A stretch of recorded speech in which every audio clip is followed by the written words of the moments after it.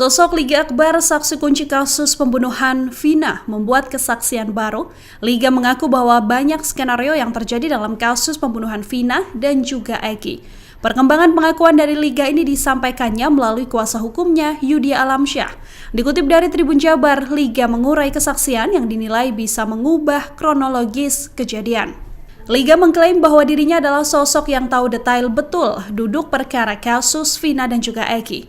Lewat kesaksian terbarunya ini, Liga berkeinginan bisa mengungkap kronologi sebenarnya yang diduga selama ini telah ditutup-tutupi. Liga bahkan bersaksi ada skenario yang dulu memang dibuat pada 2016 hingga kasus pembunuhan ini akhirnya tertutup hingga 8 tahun berlalu. Yudhya juga menyatakan adanya kejanggalan dalam kesaksian sebelumnya yang dilakukan sejumlah saksi. Liga melalui kuasa hukumnya mengaku telah mencabut kesaksian soal insiden kejar-kejaran hingga pelemparan batu yang diduga terjadi sebelum Vina dan Eki dihabisi. Liga sendiri adalah sosok yang cukup kenal dekat dengan Eki, ia bahkan sempat nongkrong bersama sebelum insiden maut tersebut.